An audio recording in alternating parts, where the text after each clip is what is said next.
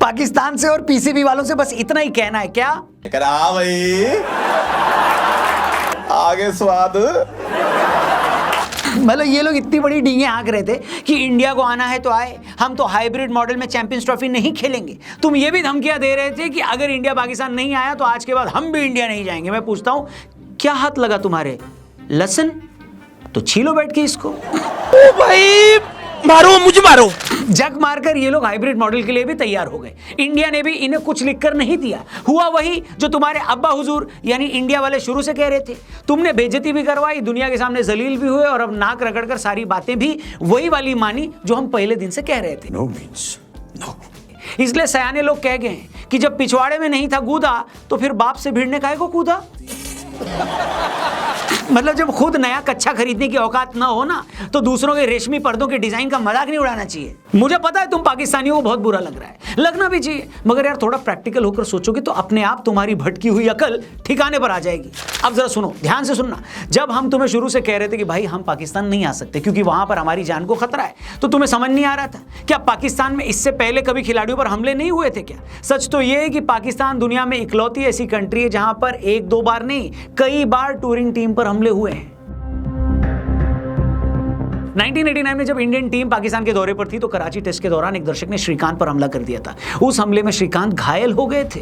इसी तरह 2009 में जब श्रीलंका की टीम पाकिस्तान आई हुई थी तो दूसरे टेस्ट से पहले लंकाई टीम की बस पर आतंकवादियों ने हमला कर दिया था। उस हमले में 6 पुलिस वाले मारे गए थे। हमले के 10 साल बाद तक तो कोई बड़ी टीम पाकिस्तान आई भी नहीं। कुछ साल पहले तुम्हारे former prime minister Benazir Bhutto की सरेआम किसी ने हत्या कर दी थी। तुम्हारे एक और फॉर्मर प्राइम मिनिस्टर आज जेल में बंद है, उन्हें भी डर है कि उनकी भी हत्या हो सकती है। तुम्हारे ही डॉन अखबार की रिपोर्ट है कि अकेले नवंबर महीने में खैबर पख्तूनख्वा में 50 टेररिस्ट अटैक हुए जिनमें 250 से ज्यादा लोग मारे गए। अब तुम ही बताओ, क्या इस माहौल में हम अपनी टीम को पाकिस्तान खेलने भेज दें? नहीं। आज पीसीबी के स्पोक्सपर्सन बोल रहे हैं कि इंग्लैंड, ऑस्ट्रेलिया और न्यूजीलैंड की टीमें भी तो आ रही हैं पाकिस्तान, क्या उनकी टीमों का जान का खतरा नहीं है? अरे चचा, हमें किसी से क्या लेना देना। वैसे भी तुम्हारे आतंकी 26/11 का अटैक करने भारत आए थे ना, ऑस्ट्रेलिया और इंग्लैंड तो नहीं गए थे। बताओ। 26/11 हमले की बात हुई है तो उस हमले के दौरान एनएसजी ने एक ऑपरेशन चलाकर कैसे टेररिस्ट को मार गिराया, इसके ऊपर एक जबरदस्त पॉडकास्ट हमने किया है लेफ्टिनेंट कर्नल संदीप सेन के साथ। इस बातचीत को जरूर देखिएगा, डिस्क्रिप्शन में इस पॉडकास्ट का लिंक दिया है। वीडियो में आगे बढ़ते हैं। तो जैसे कि मैंने कहा, पीसीबी वाले बोल रहे हैं कि इंग्लैंड, ऑस्ट्रेलिया और न्यूजीलैंड की टीमें भी तो आ रही हैं पाकिस्तान खेलने, क्या उनकी टीमों को जान का खतरा नहीं है? हमने यही कहा भैया उनसे हमको क्या लेना देना। 26/11 का अटैक करने आपके यहां से आतंकी भारत आए थे ना, ऑस्ट्रेलिया इंग्लैंड तो गए नहीं थे। आज इमरान खान की पार्टी के कार्यकर्ता पूरे पाकिस्तान की सड़कों पर उत्पात मचाए हुए हैं। हर कोई जानता है कि इमरान खान भारत के खिलाफ लोगों की भावनाएं भड़काकर ही पाकिस्तान के प्रधानमंत्री बने थे। पाकिस्तान की फौज और पुलिस मिलकर इमरान के सपोर्टर्स को कंट्रोल नहीं कर पा रही है। कौन जानता है कि क्या इन्हीं में से कोई सिरफिरा चैंपियंस ट्रॉफी के टाइम इंडियन टीम पर अटैक कर देता। तो मैं कह रहा हूं तुम एक सेकंड के लिए सोच कर देखो, अगर इंडियन टीम पाकिस्तान आ जाती है और किसी एक इंडियन खिलाड़ी को खरोच भी आ जाती तो उसके बाद क्या हश्र होता पाकिस्तान का। चैंपियंस ट्रॉफी छोड़ो, जिंदगी भर कोई टीम तुम्हारे यहां खेलने नहीं आती, सारी दुनिया में तुम्हारी थू-थू होती। हो सकता है उस हमले के बाद आईसीसी ही पाकिस्तान की टीम को बैन कर देता। अब तुम ही बताओ, तुम्हें इन दोनों में से क्या चुनना था? क्या तुम ये चाहते हो कि हम तुम्हारी फर्जी ईगो के लिए, जिसकी बाजार में 2 कौड़ी की भी इज्जत नहीं है, उसके चक्कर में हमारे हजारों करोड़ के जो प्लेयर्स हैं उनको पाकिस्तान भेजकर उनकी जान खतरे में डाल दें क्या?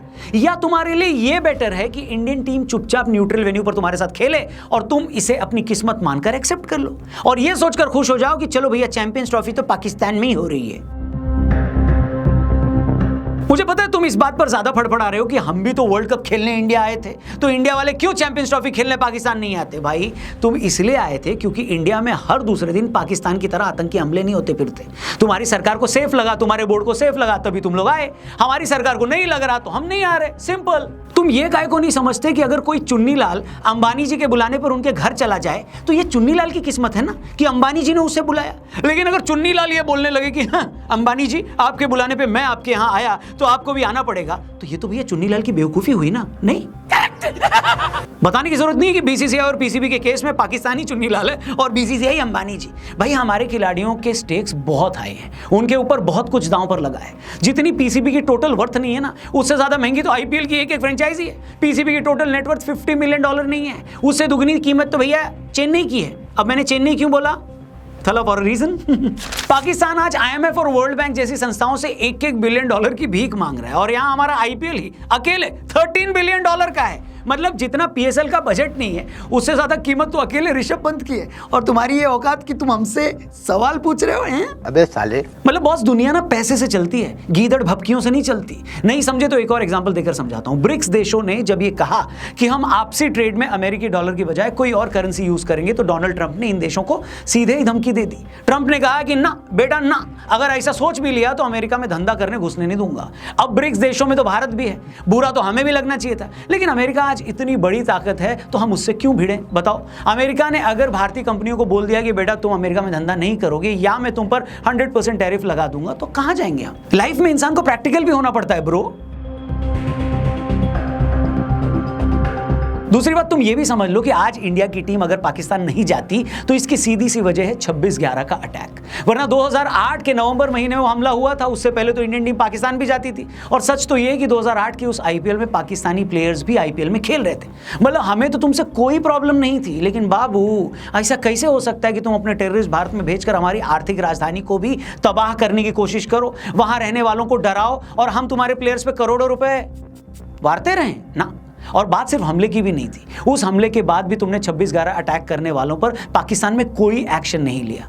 वो लोग आज भी पाकिस्तान में खुले सांड की तरह घूम रहे हैं। इसके बाद भी तुमने 2010 में पुणे की जर्मन बेकरी पर हमला करवाया, 2013 में हैदराबाद के दिलसुख नगर में ट्विन ब्लास्ट करवाए जिसमें 18 लोग मारे गए। फिर तुमने 2016 के पठानकोट एयरबेस पर हमला करवाया, फिर 2019 में पुलवामा अटैक। वो तो पुलवामा के बाद हमने पाकिस्तान में घुसकर सर्जिकल स्ट्राइक कर दी तो तुम लोग थोड़ा रुक गए, वरना तो तुम आज भी हर दूसरे दिन इंडिया में हमला कर रहे होते। मतलब तुम तो 16 सालों में रत्ती भर नहीं बदले, और तुम हमसे चाहते हो कि हम अपनी टीम तुम्हारे मुल्क में भेज दें हैं?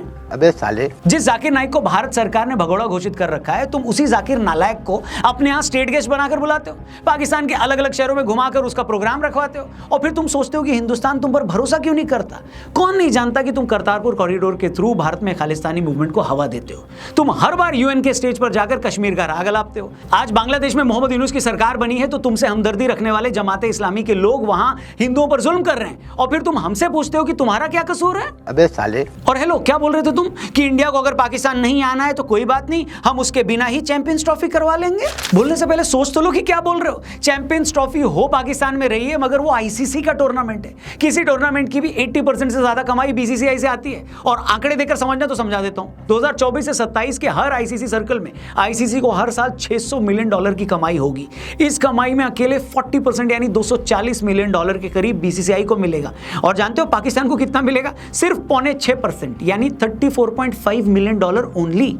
और ये भी समझ लो कि इस कमाई में से आईसीसी बीसीसीआई को शेयर नहीं देता, बीसीसीआई आईसीसी को ये पैसा कमा कर देता है, और पीसीबी जैसे टुच्चे बोर्ड उसकी खैरात पर पलते हैं। और तुम कहते हो कि इंडिया को नहीं आना तो मत आओ, हम ऐसे ही खेल लेंगे।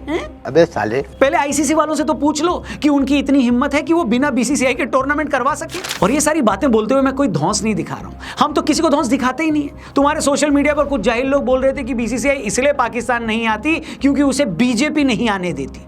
इंडियन टीम पाकिस्तान जाएगी तो ये उसके एंटी मुस्लिम स्टैंड को सूट नहीं करेगा। तुम लोग यार मतलब कितने जाहिल हो बे। अगर बात हिंदू मुस्लिम की होती तो क्यों इस बार अफगानिस्तान के 7 प्लेयर्स को फ्रेंचाइजीज खिला रही होती आईपीएल में। बात एंटी मुस्लिम होने की है ही नहीं, क्योंकि अफगानी प्लेयर्स को इंडिया में कितना प्यार मिलता है बताइए। तुम लोग खुद को मुसलमानों का सगा बताते हो, तुम ही ये बताओ कि क्यों अफगानी तुम्हें ही इतना गाली देते हैं। मतलब तुम लोग कब अपनी नजर पे लगाइए हिंदू मुस्लिम का चश्मा उतारोगे। हमें किसी खिलाड़ी के हिंदू मुस्लिम होने से कोई लेना देना ही नहीं है। हमें लेना देना है उस देश की हुकूमत से, वहां की पॉलिटिक्स से। पाकिस्तान की तरह जब बांग्लादेश की हुकूमत ने एंटी इंडिया स्टांस लिया, वहां पर हिंदुओं पर जुल्म किए, तो इस बार एक भी बांग्लादेशी प्लेयर को किसी भी फ्रेंचाइजी ने नहीं खरीदा। इसमें किसका नुकसान हुआ? बांग्लादेश में तो ऐसा कोई तोप खिलाड़ी नहीं है जिसके न खेलने से आईपीएल की फ्रेंचाइजी अपनी छाती कूटने लगेंगी। लेकिन बांग्लादेश के प्लेयर्स को इंडिया में खेलकर जो करोड़ों रुपए मिल रहे थे वो नहीं मिलेंगे।